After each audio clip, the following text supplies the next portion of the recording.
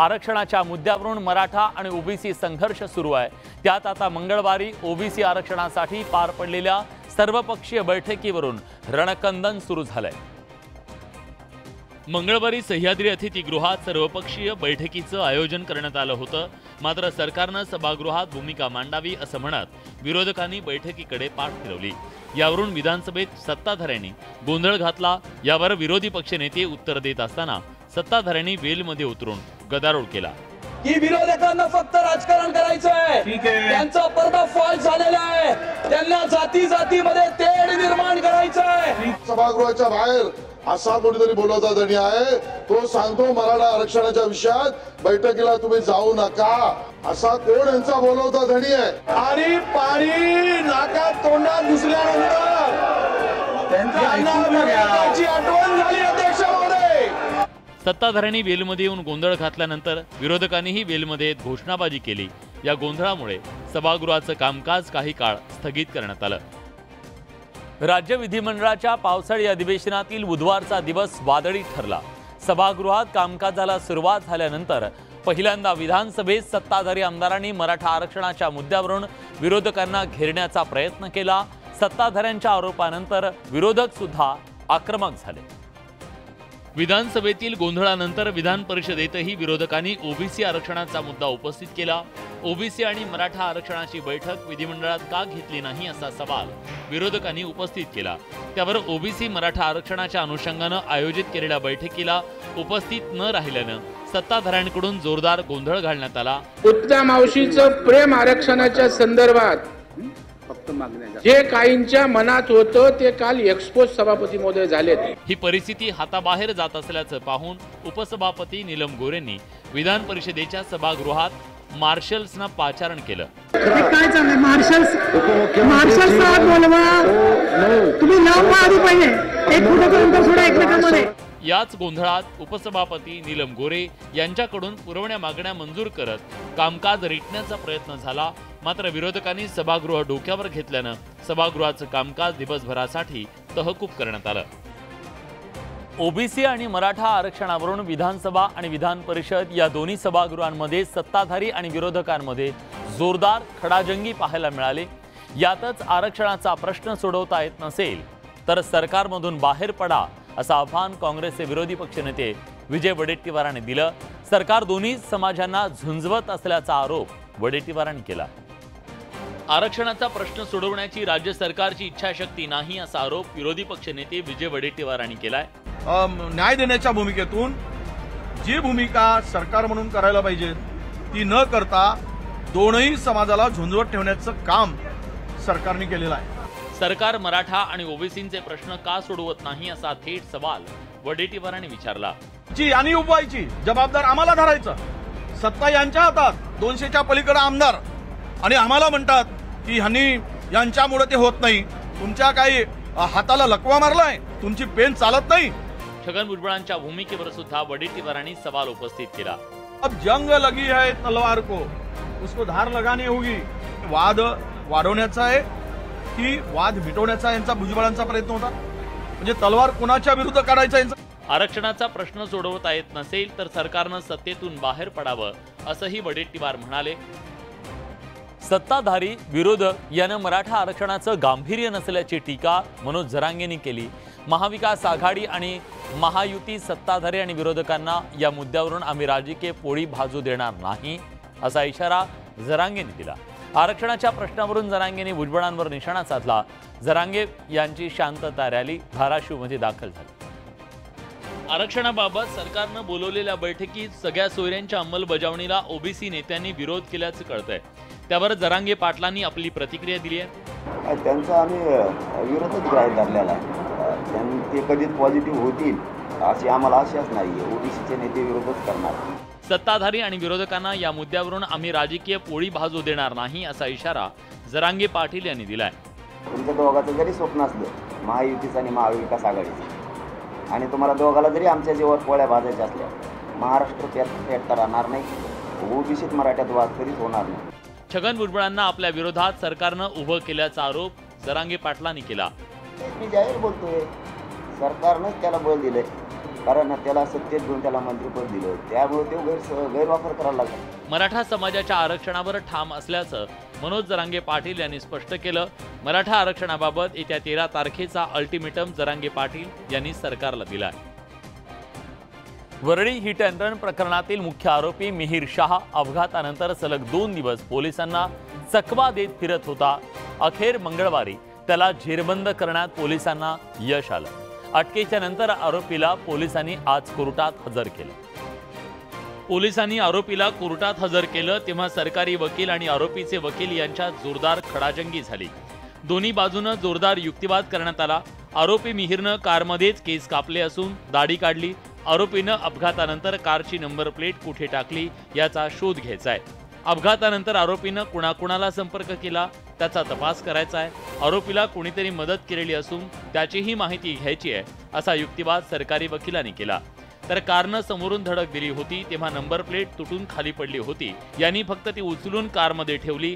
Medical नंतर आरोपीला घटनास्थळी नेलं. बोरिवली ते मरीन ड्राईव्ह घटना सीसीटीव्हीत कैद झाली आहे. तसंच पोलिसांकडे सगळी माहिती आहे तरीही कोठडीची मागणी का असा युक्तिवाद आरोपीच्या वकिलांनी केला. त्यानंतर कोर्टानं आरोपी मिहीर शहाला 16 जुलैपर्यंत पोलीस कोठडी सुनावली आहे. वरळी हिट अँड रन प्रकरणी आरोपी मिहीर शहाला तब्बल 60 तासानंतर अटक करण्यात आली. शहापूरच्या रिसॉर्टमध्ये मिहीर शहा लपून बसला होता. या रिसॉर्टमधून त्याला बेड्या ठोकण्यात आल्या. पोलीस मिहीर शहापर्यंत कसे पोहोचले याची माहिती आता समोर आली आहे. अपघातानंतर मिहीर मैत्रिणीकडे गोरेगावला गेला. घडलेला प्रकार सांगून मैत्रिणीच्या घरी फ्रेश झाला. मैत्रिणीनं मिहीरच्या बहिणीला फोन करून बोलावून घेतलं. त्यानंतर संपूर्ण कुटुंब शहापूरच्या रिसॉर्टवर गेलं. अपघातग्रस्त कार बघायला राजेश शहा कलानगरला गेला. त्याच ठिकाणी मुंबईत पोलिसांनी राजेश शहाला ताब्यात घेतलं. मर्सिडीज निघतानाचे दृश्य घराजवळच्या सीसीटीव्हीत कैद झाली आहे. सीसीटीव्हीच्या मदतीनं पोलिसांकडून कारचा मागोवा घेण्यात आला. पहाटे 4 वाजता पोलीस शहापूरच्या रिसॉर्टवर पोहोचले. रिसॉर्टवरून बहिणीला ताब्यात घेतलं. मिहीर आढळला नाही. पोलीस येण्याआधीच मिहीर मित्रासोबत रिसॉर्टवरून पसार झाला. पोलिसांनी मिहीरच्या मित्राचा मोबाईल ट्रेस केला. मिहीरच्या मित्राचा मोबाईल काही वेळासाठी स्विच ऑन झाला. पोलिसांनी परिसरातल्या हॉटेलचं सीसीटीव्ही तपासलं. एका हॉटेलच्या सीसीटीव्हीत मिहीर आढळला. रिसेप्शनवरून कॉल करून पोलिसांनी मिहीरला खाली बोलावलं. त्याच हॉटेलमधून मिहीर शहाला अटक करण्यात आली. वरळी हिट अँड रन प्रकरणानं संपूर्ण महाराष्ट्र हादरला. आपल्या महागड्या कारनं एकदा नाही तर 2दा चिरडणाऱ्या मिहीर शहाला बेड्या ठोकण्यात आल्या. तब्बल 3 दिवसांनी पोलीस आरोपी मिहीर शहापर्यंत पोहोचले. या प्रकरणावरून आता विरोधक आक्रमक झाले. ठाकरे गटाचे खासदार संजय राऊत यांनी प्रकरणावरून सत्ताधारी शिंदेंच्या शिवसेनेवर निशाणा साधलाय. तसंच राऊतांनी मुंबई पोलिसांवर शंका उपस्थित केली आहे. या प्रकरणाची SIT चौकशी व्हावी ही मागणी विरोधी पक्षनेते विजय वडेट्टीवार यांनी केली आहे. या प्रकरणात सरकारचा हस्तक्षेप असल्याचा आरोप होतोय. शरीयतली नशेचा अंमल हा मेडिकल रिपोर्टमध्ये येऊ नये यासाठी 3 दिवस त्यांना फरार ठेवण्यात आलं. आरोपी को बचाने की पूरेपूर कोशिश की है. ये मैं तो ये कहूंगा कि इसकी SIT मार्फत जांच होनी चाहिए. अल्कोहल पॉजिटिव नहीं आना चाहिए करके उसको भागने के लिए मौका दिया गया, ऐसा मेरा आरोप है. अगर भाग गए तो 1-2 दिन लगते हैं, ज्यादा भी लगते हैं, और लेकिन पुलिस की कोई लापरवाही इसमें नहीं है. वरळी हिट अँड रन प्रकरणावरून सत्ताधाऱ्यांना विशेषतः मुख्यमंत्री एकनाथ शिंदेंना संधी विरोधकांना मिळाली आहे. वरळी हिट अँड रन प्रकरणात मिहीर शहाला अटक करण्यात आली. मिहीरची आई आणि बहिणी यांना देखील शहापूरमधून ताब्यात घेण्यात आलं. वरळीतल्या कावेरी नाखवा यांना 2 वेळा चिरडून मारल्याचा आरोप मिहीर शहावर आहे. वरळीत राहणाऱ्या याच नाखवा कुटुंबियांची आमदार आदित्य ठाकरे आणि काँग्रेसचे नेते असलम शेख यांनी भेट घेतली. प्रदीप नाखवा आणि त्यांच्या मुलीचं आदित्य ठाकरे यांनी सांत्वन केलं. यावेळी आदित्य ठाकरेंनी आरोपी मिहीर शहाला कठोर शिक्षा व्हावी अशी मागणी केली. हे खूप भयानक आहे आणि लवकरात लवकर फास्ट ट्रॅक करून शिक्षा ही झालीच पाहिजे आणि सगळ्यात कठोर शिक्षा ही झालीच पाहिजे. मिहीर शाह हा राक्षस असून त्याला कोळीवाड्यात सोडा असं आदित्य ठाकरे म्हणाले. असा नरकातून राक्षस आला तरी असं करणं नाही, एवढी बेकार हे हिट अँड रन केस झालेली आहे. माझं तर म्हणणं आहे की हा इकडे कोळीवाड्यात तर भर चौकात सोडा. जुहूमधील ग्लोबल तपस बारवरील बुलडोजर कारवाईवरून आदित्य यांनी सरकारला आव्हान दिलंय. पण ते मिहीर राजेश शहावर बुलडोजर चालणार आहे का, त्याच्या घरावर चालणार आहे का, हा मुख्य प्रश्न आहे. सीसीटीव्ही असूनही मिहीर शहाच्या अटकेला 60 तास का लागले असा सवाल आदित्य यांनी केलाय. मुंबईतील वरळीच्या परिसरात रविवारी पहाटे भरधाव वेगात कार चालवत मिहीर शहानं दोघांना धडक दिली। या भीषण अपघातात कावेरी नाखवा यांचा जागीच मृत्यू झाला। या घटनेच्या नंतर फरार झालेल्या मिहीर शहाला तब्बल 60 तासानंतर अटक करण्यात आली। शिंदेंच्या शिवसेनेचे पालघरचे उपनेते असलेले राजेश शहा आरोपी मिहीर शहाचे वडील, त्यांनी अपघातानंतर लेकाला वाचवण्यासाठी सर्व प्रयत्न केल्याचं समोर येत आहे।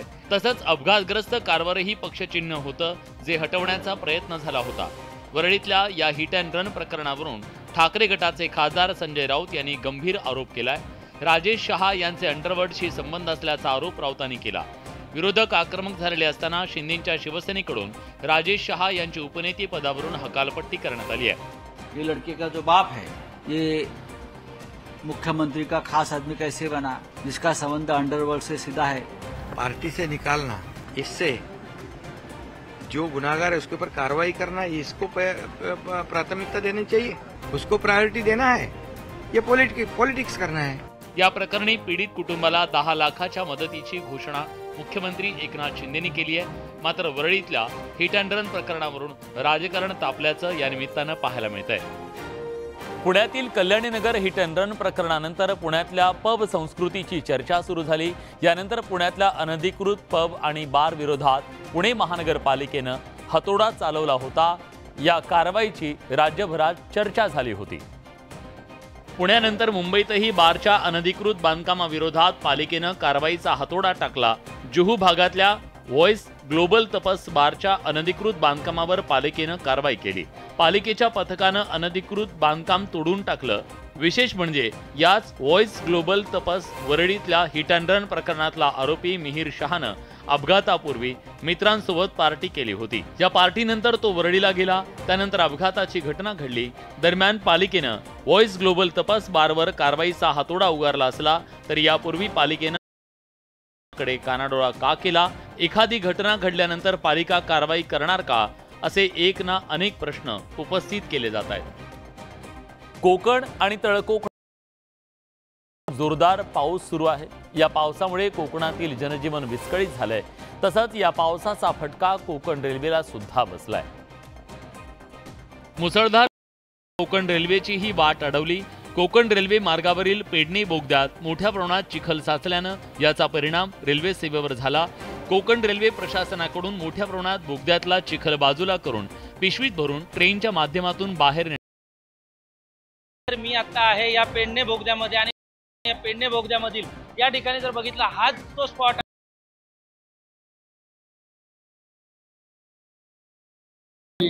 रात 8 बजे तक हम ये परिचालन आरंभ कर पाएंगे। रुळावरील 40 ते 45% चिखल बाजूला करण्यात आला।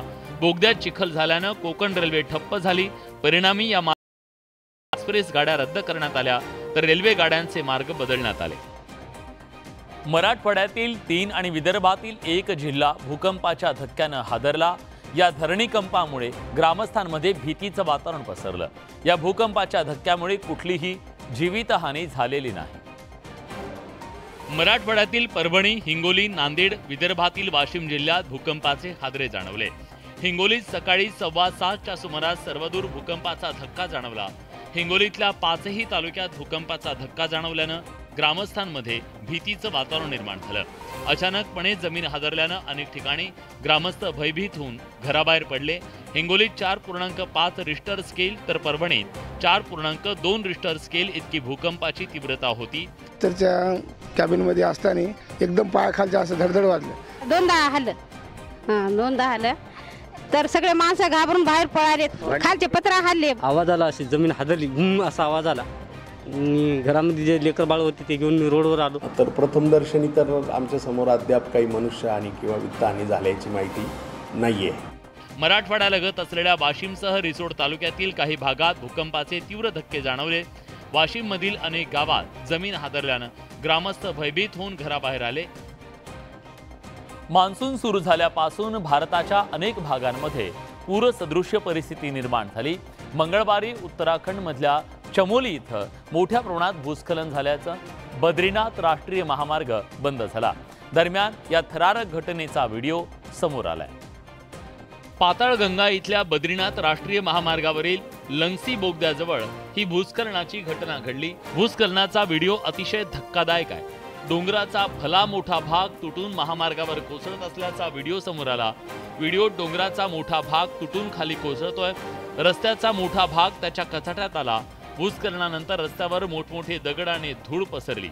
सुदैवानं या दुर्घटनेत कोणतीही जीवितहानी झाली नाही। डोंगर कोसळून भले मोठे दगड राष्ट्रीय मार्गावर आले, त्यामुळे राष्ट्रीय महामार्गाची वाहतूक पूर्णतः ठप्प झाली।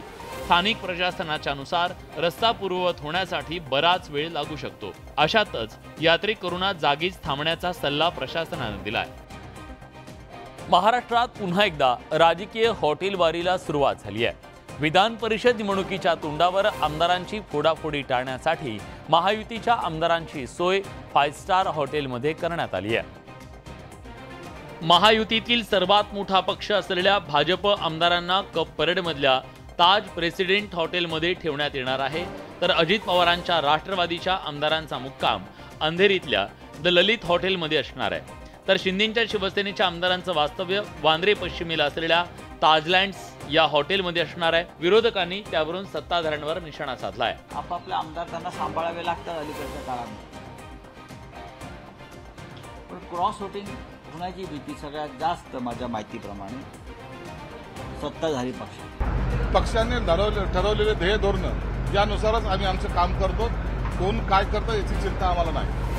विधान परिषद निवडणुकीत कोणताही दगाफटका होऊ नये यासाठी राजकीय पक्षांकडून खबरदारी घेतली जाते। मात्र विधान परिषदेत गुप्त पद्धतीनं मतदान असल्यानं 11 जागांसाठी उभ्या असलेल्या 12 उमेदवारांपैकी कुणाचा पत्ता कापला जाणार याची उत्सुकता शिगेला पोहोचली आहे। प्रोबेशन काळातच नियमबाह्य मागण्या करत चर्चेत आलेल्या सहाय्यक जिल्हाधिकारी डॉक्टर पूजा खेडकर चांगल्याच वादात सापडल्या। पुणे जिल्हाधिकाऱ्यांच्या अहवालानंतर या शिकाऊ सहाय्यक जिल्हाधिकाऱ्यांची थेट वाशिमला बदली करण्यात आली। पूजा खेडकर या ओबीसी नॉन क्रिमिलियर गटातून IAS झाल्यात, मात्र त्यावर माहिती अधिकार कार्यकर्ते विजय कुंभार यांनी सवाल उपस्थित केलाय। नॉन क्रिमिलियर हे एक विशिष्ट उत्पन्न म्हणजे 8 लाखापेक्षा कमी उत्पन्न असणाऱ्यांना ते मिळतं आणि त्यांच्या वडिलांनी जे इलेक्शन मध्ये ॲफिडेव्हिट फाईल केले त्याच्यामध्ये आपलं उत्पन्न इस्टेट ही 40 कोटीची दाखवली। खेडकर यांनी दिव्यांग असल्याचं प्रमाणपत्र देत IAS उत्तीर्ण झाल्याचा दावा केला जातोय। शारीरिक व्यंग म्हणजे दिसतं कमी आणि मेंटली मानसिकदृष्ट्या आजारी। आता मानसिकदृष्ट्या जर कोणी आजारी असेल उच्च पदामध्ये जाऊ शकत नाही। मेडिकल टेस्टला गैरहजर असलेल्या पूजा खेडकर IAS कशा झाल्या असा सवाल कुंभार यांनी उपस्थित केलाय। मेडिकल द्यायची होती एक्झामिनेशन, त्याला 6 वेळा त्यांना संधी देण्यात आली तरी त्या तिथे गेलेले नाही। या प्रकरणी पूजा खेडकर यांच्यावर कारवाई व्हावी अशी मागणी विजय कुंभार यांनी केली आहे। नागपुरात गेल्या काही दिवसांपासून अपघाताच्या घटना घडल्या। नागपुरातील कोराडी भागात मध्यरात्री झालेल्या भीषण अपघातात 2 विद्यार्थ्यांचा मृत्यू झालाय, तर 3 जण जखमी झाले। अपघाताच्या पूर्वी कारमधील तरुण रील शूट करत होते, त्यानंतर अवघ्या काही वेळानंतर हा अपघात झाला। नागपुरातल्या कोराडी रोडच्या पांजरा भागात झालेल्या भीषण अपघातापूर्वीचा व्हिडिओ समोर आलाय। पार्टी केल्यानंतर घरी येत असताना व्हिडिओत गाडीतली मुलं मोठ्या आवाजात गाणी लावून भरधाव वेगानं निष्काळजीपणे गाडी चालवत असल्याचं समोर आलं। अपघातापूर्वी गाडीतली मुलं रील तयार करत असल्याचं व्हिडिओतून समोर येत आहे। या व्हिडिओनंतर काही वेळात कारचा भीषण अपघात झाला। तो ये घटना कि एक वीडियो भी सामने आया है जिसके अंदर बैठ के जो एक बच्चा था जो वीडियो बना रहा था उसका, और उसमें स्पीड, ओवर स्पीड और रैश ड्राइविंग और किस बहुत गलत तरीके से वो गाड़ी चला रहे थे। कारवरचा ताबा सुटल्यानं अनियंत्रित कार 6 बॅरिकेड तोडत डिवायडरला आदळून हा अपघात झाला। हा अपघात इतका भीषण होता की या कारचा चक्काचूर झाला। या भीषण अपघातात 2 मुलांचा मृत्यू झालाय। आउट ऑफ कंट्रोल हुई गाड़ी और साइड में जो क्रैश बैरियर है उसको तोड़ते हुए साइड में वो गिरी और उसमें 2 बच्चों की डेथ हुई। या भीषण अपघातात जखमी झालेल्या 3 जणांवर रुग्णालयात उपचार सुरू आहे। पुण्यात गेल्या काही दिवसांपासून अपघाताच्या अनेक घटना घडतायत। अनेक घटना तर ड्रंक अँड ड्राईव्हमुळे झाल्याचं पाहायला मिळतंय। पुण्यात गेल्या 6 महिन्यात 1684 जणांवर ड्रंक अँड ड्राईव्ह प्रकरणी गुन्हे दाखल करण्यात आले। या अपघातांच्या घटनांना आळा घालण्यासाठी पुणे पोलिसांनी आता कठोर पावलं उचलायला सुरुवात केली। पुण्यात वाढणाऱ्या ड्रिंक अँड ड्राईव्ह घटनांना आळा घालण्यासाठी पोलिसांकडून कठोर पावलं उचलायला सुरुवात झाली आहे। यापूर्वी मद्यप्राशन करून वाहन चालवल्यास खटले दाखल करून त्यांच्यावर कारवाई केली जात होती। मात्र आता यापुढे कुणी चालक मद्यप्राशन करून गाडी चालवताना आढळून आल्यास पहिल्यांदा त्याचं ड्रायव्हिंग लायसन्स 3 महिन्यांसाठी रद्द केलं जाणार आहे। त्या व्यक्तीनं पुन्हा गुन्हा केला तर 6 महिन्यापर्यंत त्याचा परवाना रद्द केला जाणार आहे। तिसऱ्या वेळेस तीच व्यक्ती दारू पिऊन गाडी चालवताना आढळून आली तर त्याचं ड्रायव्हिंग लायसन्स कायमस्वरूपी रद्द केलं जाणार आहे। वाहन चालवताना आपण काळजी घ्यावी, रॅश ड्रायव्हिंग करू नये, दारू पिऊन वाहन चालू नये, कारण आपण असं प्रकार करत असताना आपण समोरच्या जीवाला धोका तर निर्माण करतो पण स्वतःच्याही जीवाला धोका निर्माण करतो। ड्रंक अँड ड्राईव्ह विरोधात पोलिसांनी उगारलेल्या या कठोर पावलानं अपघाताच्या वाढत्या घटनांना आळा बसण्याची अपेक्षा आहे। जमिनीच्या तुकड्यासाठी ग्रामीण भागात अनेकदा वाद झाल्याच्या घटना समोर येतात। निफाडमध्ये जमिनीच्या वादातून वयोवृद्ध व्यक्तीला जिवंत जाळण्याचा धक्कादायक प्रकार समोर आला। या वृद्धाचा रुग्णालयात उपचाराच्या दरम्यान मृत्यू झालाय। नाशिकच्या निफाडमधील खडी सारोळे गावातल्या 80 वर्षीय कचरेश्वर नागरे यांना जमिनीच्या वादातून अंगावर डिझेल ओतून जिवंत जाळण्याचा प्रयत्न झाल्याचा आरोप त्यांच्या कुटुंबियांनी केला। शेजारी राहत असलेल्यांनी त्यांना जिवंत जाळण्याचा प्रयत्न केल्याचा आरोप नागरेंच्या कुटुंबियांनी केलाय।